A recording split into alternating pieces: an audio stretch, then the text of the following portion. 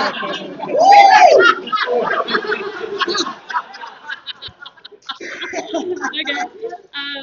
Anybody coming from Walthamstow tonight? Yeah.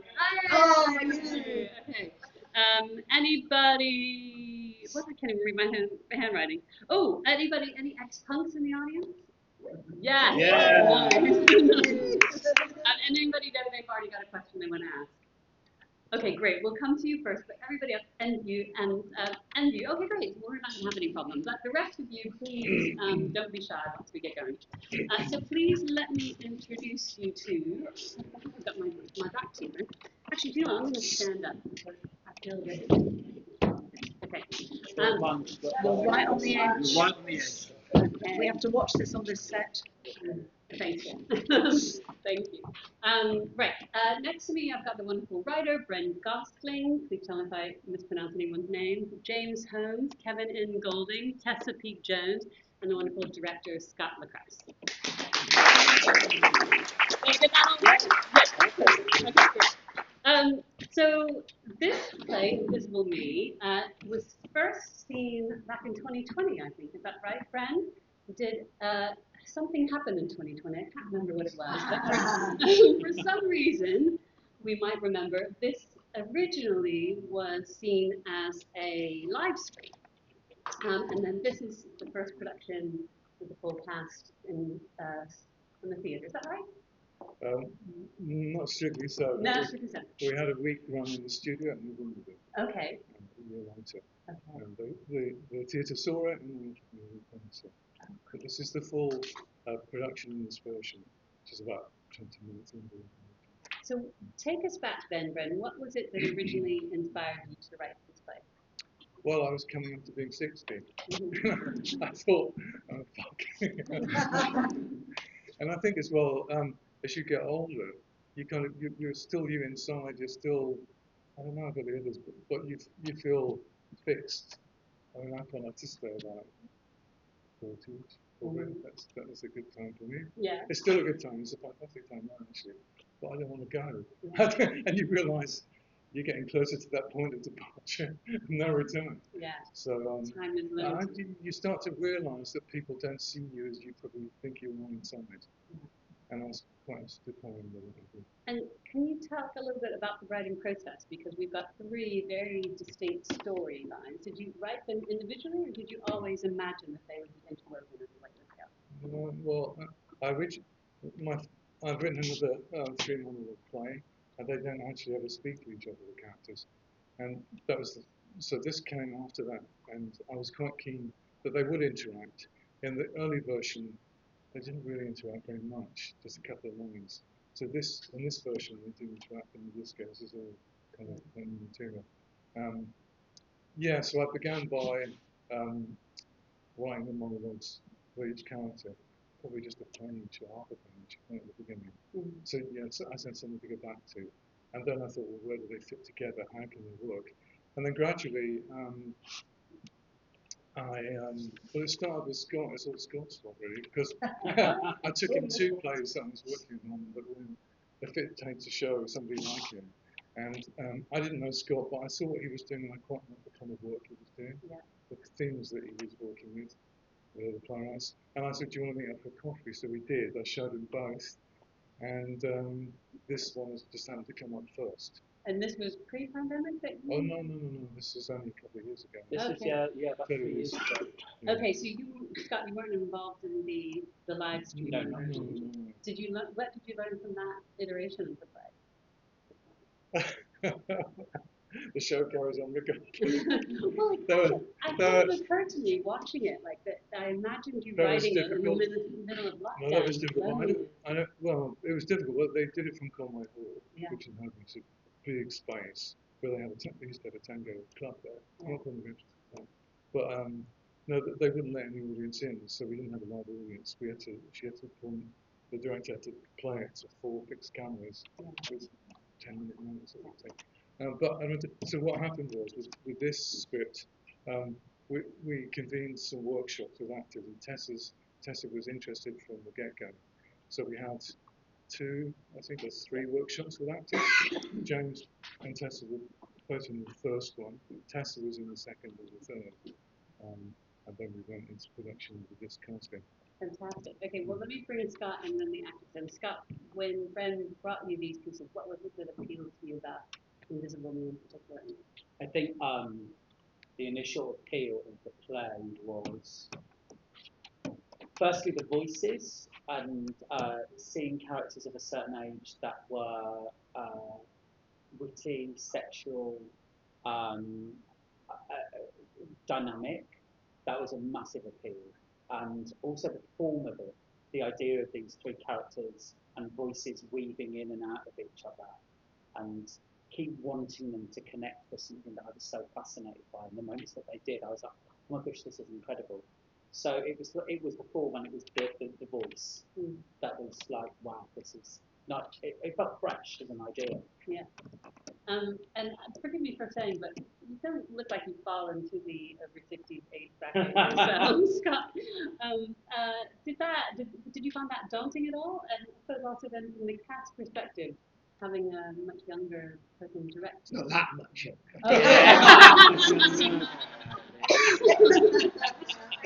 So what were the workshops like then, James and Tessa? Well, we just sort of sat around and read it and then told Start our again. audience. Start again. Yeah. They gave me quite a few notes, some of which I accepted, others I didn't.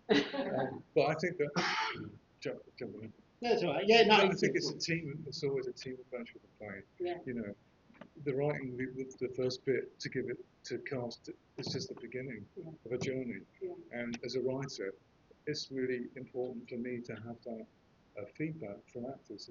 You know, inhabit these voices that I've written just words, so that I can then, you know, play around with the words, move them about, put something in that they suggest, say something in a different way.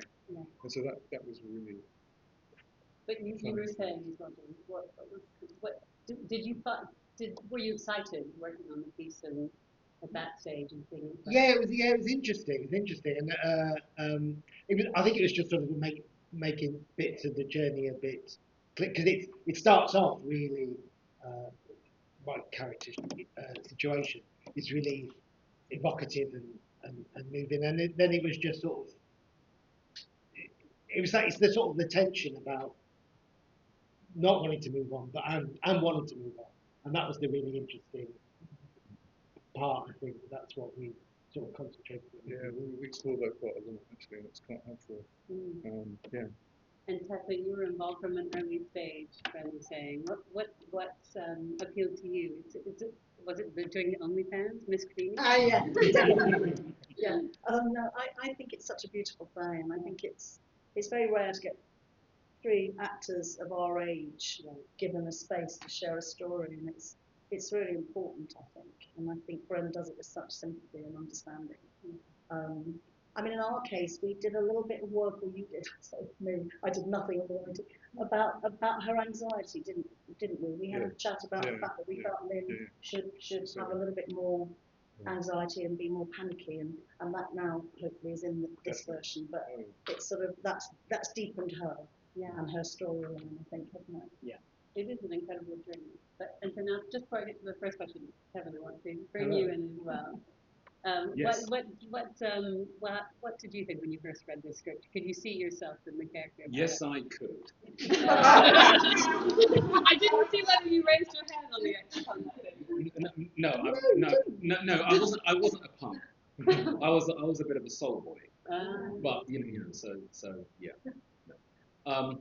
Yes, it did. I mean, I'll tell you how I got involved. Okay. First of all, so my agent sent me a message saying I had an availability check for this play, and I read the play, and as I was reading the play, I had a good laugh at the play as well, because there were bits that resonated with me, 60 Oyster card, all of those things that I was 60 2.5 years ago, so I just thought, this is really something that I couldn't get my teeth into. There were so many knowing laughs in the audience. Yes, indeed. And then I had a video chat with Scott, and we talked about the play, etc. And then it happened. Yeah. I just said yes. Yeah. And do you think? I mean, I was noticing this even, as the the audience we're filtering in. It is an older audience, and how wonderful, as you said, Pepper. I can't think of another play that I've been to recently that all of the characters were a mature age. And they have a real voice, don't they? Yeah. But what was really interesting, actually, on our press night, my agents, a couple of them were in, and they're both in their 20s. And afterwards, I thought, well, what are they going to take from this? And Faria, the girl, said, but isolation and loneliness is ageless. Yeah. And she pulled that out of it. She found all of it really interesting because actually, of course, it is about older people. Yeah. But there are no generations that go against loneliness and isolation, are there? It's everywhere. And the horrors of dating and silence. Yeah. So first question you. Hi, yeah, sorry, no, it's not for you. Oh, okay. Question for James, and I'm involved writer for this choice as well. Obviously, as an actor, when you've got a big choice to make, how did you reconcile Jack's choice to continue with that connection with a man who knew was married, when from the script I get the feeling that Jack and Michael were probably monogamous for that 35 years. So I'm just like that choice that Jack made, which is a really interesting one to me, and I don't know what that process was. Well, I you tell me, you correct me, but I think because he's been locked away, well not locked away, but in a relationship for 35 years. So the world's changed. That whole, so he doesn't quite know what to make of it, but it's just new rules, and it's I don't think it's a really a moral thing, but he just, well, okay then. Yeah. He's so ambivalent about the whole thing anyway that anything could stop him. I don't think that would be the issue. It could just go either way. It's a knife edge. If that makes sense. I thought that was also very interesting with your character. A throwaway line that really made me think about the different times for this character, that you can sleep with anyone and not worry about killing you. Yeah, that's a great line. It's an amazing line, isn't it? We all remember that to the 80s and 90s. And I guess especially given, I'm sorry, I'm not so good at the math. If your characters were married for 35 years, the last time that you were single and sleeping around, that would have been. And I guess that you just the idea of.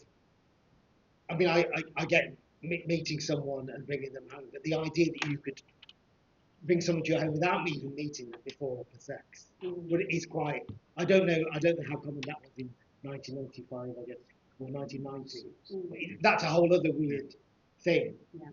That why would you be necessarily equipped to be able to deal with that? Yeah. The thing is, in a way, it's a small play capturing a little glimpse of what might be in ordinary lives for people of this sort of like slice of generation. It's not really. I mean, you can make a big drama about any one of them character narratives, but I chose not to. I'm interested what the younger people who aren't really so much. But in the other audiences, they were quite. It was quite mixed actually. And I also talked to buddy agents, and they were saying about this whole thing about anxiety, about putting yourself out there in the digital world rather than being in the bar.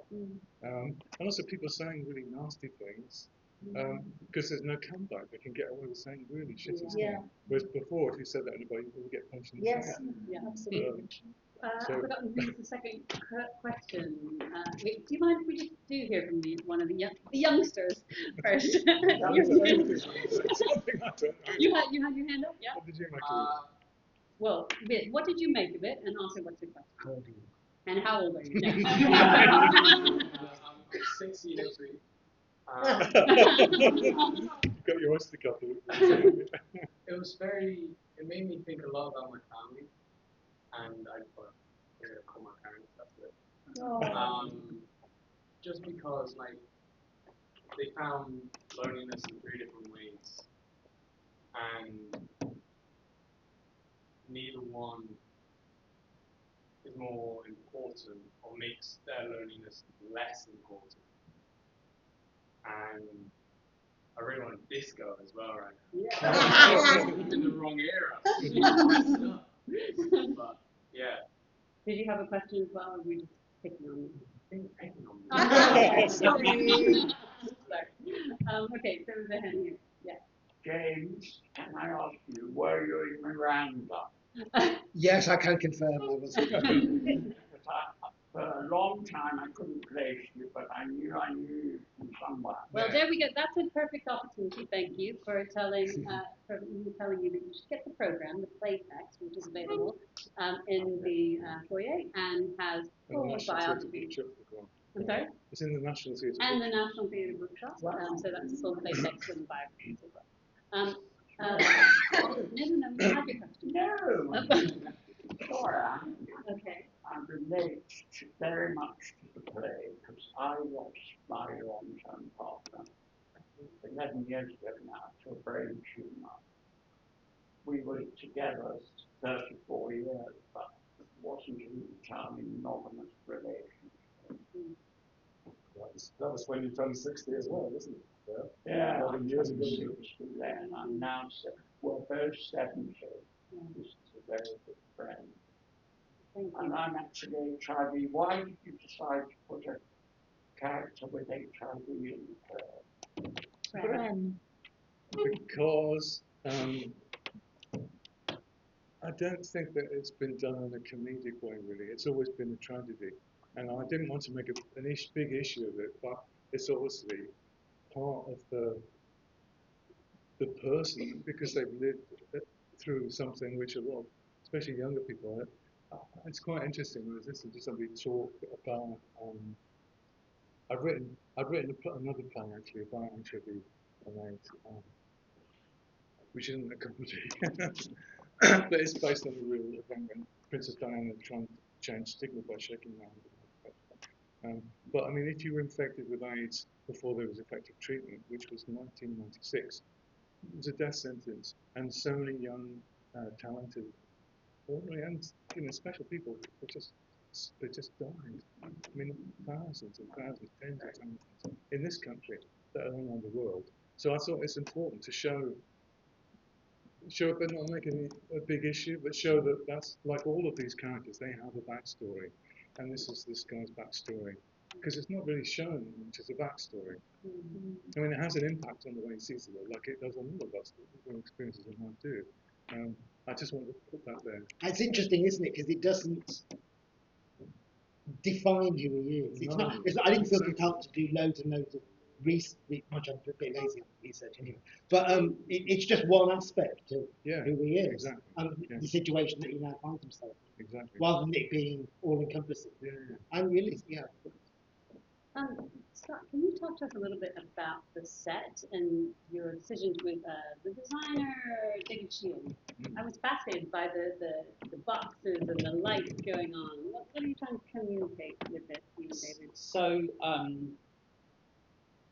in my head, there was a version of this play that was very naturalistic in terms of staging, and I thought that would be quite boring because there's lots of locations and time jumps, and how do you then achieve? You can't be too literal with the staging or the spacing of it. So David and I were chatting about what the space would look like, and I said, I think it's a storytelling space that's fluid and open, and the actors have to keep moving within that space to change it.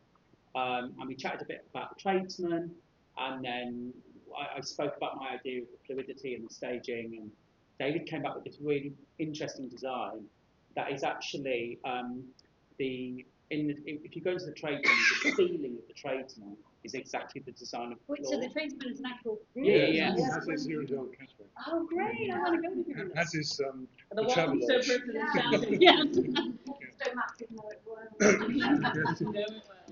And in addition to that, this window box is almost like a window into someone's lives, a glimpse into someone's lives.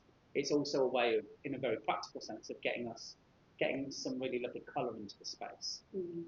So we use it at moments of kind of being very literal when we're at the club, or ways of kind of emotionally kind of taking us on a journey. So when you have the moments of connection, there was this lovely sort of kind of turquoise colour.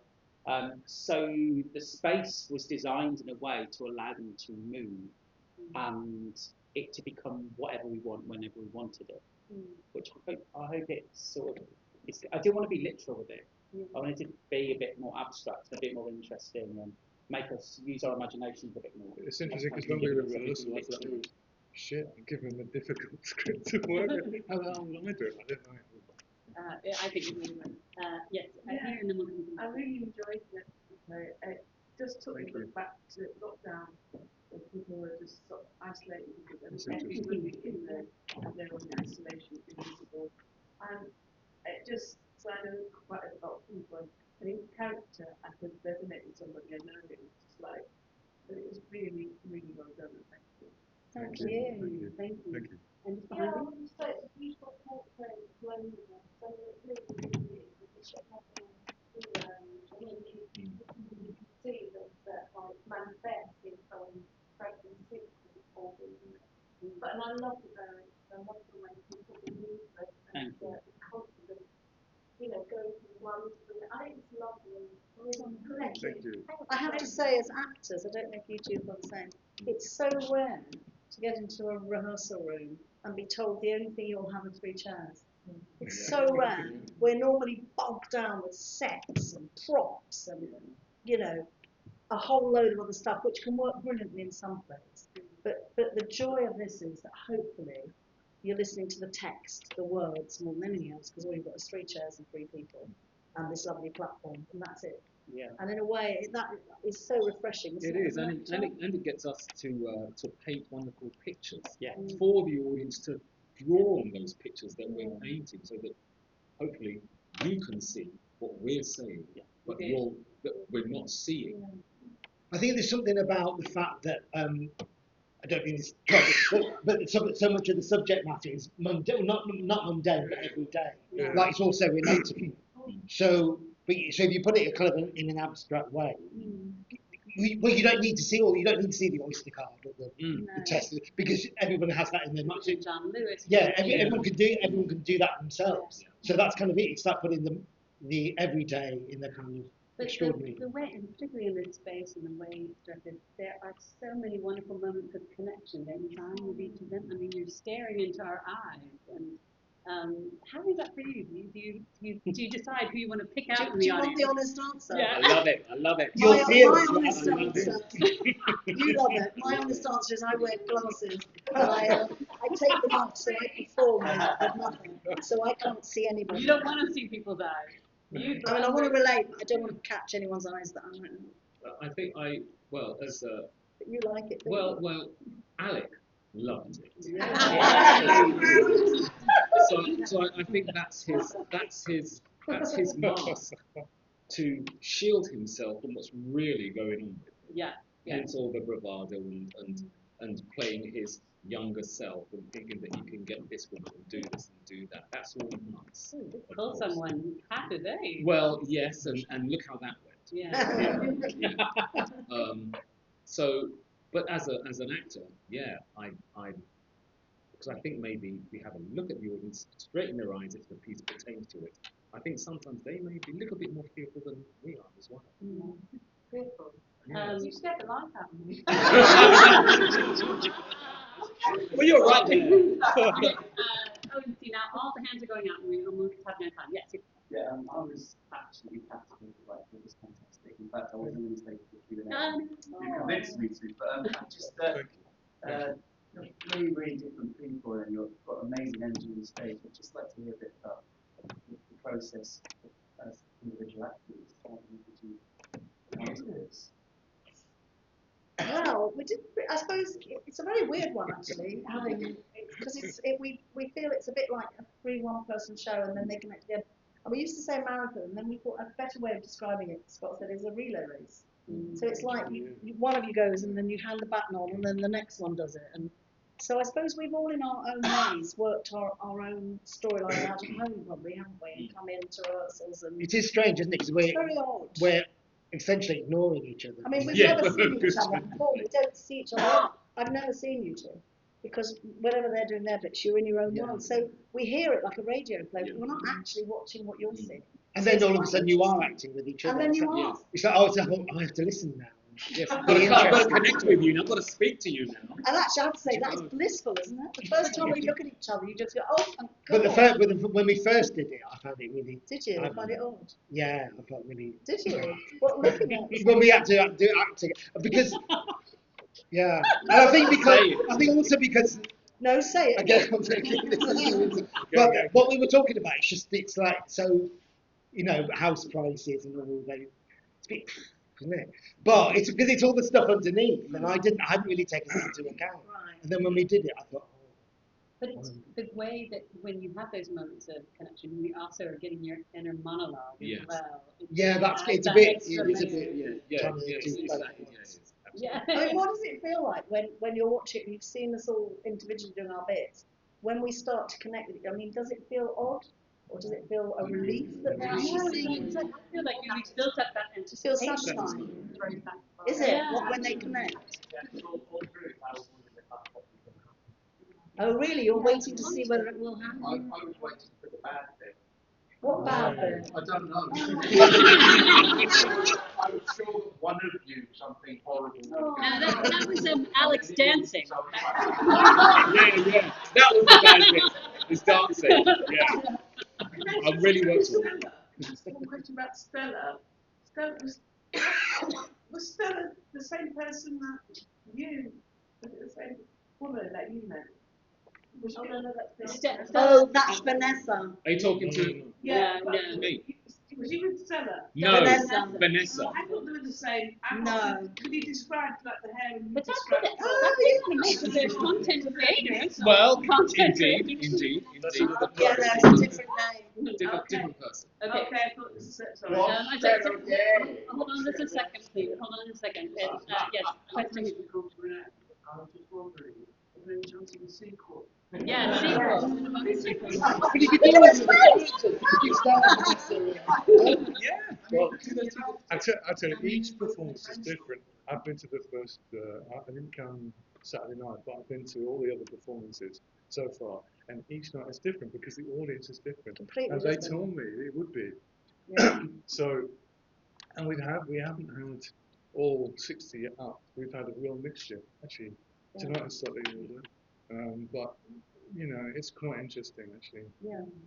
And it is different every day, isn't it? Every show is different. Every show is different. Depending on, because the other member of the cast is the audience. Yeah. So as they change every night, so do I don't we in know. the story. Well, maybe you could see it on TV, and then I think it could really work. But there are no plans to write it again. I've got another play waiting for them, which is completely different. It's also a comedy drama, but completely different. Yeah. Indeed. Thank you. That was the intention.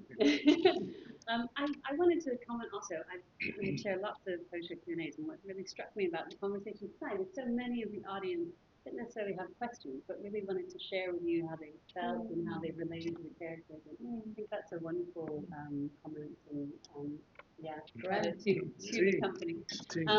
So, final question. Each of you have to choose one to answer very quickly. Either which song would get you up on the dance floor at the Tradesman, or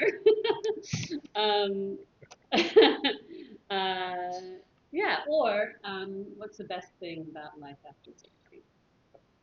I'll answer about the getting up on the dance floor. Yeah, go on. Yeah, that's an easy one for me. It's Staying Alive, Bee Gees. Actually, that would have been mine. Oh, right. Yeah. Uptown Top Ranking. Yeah.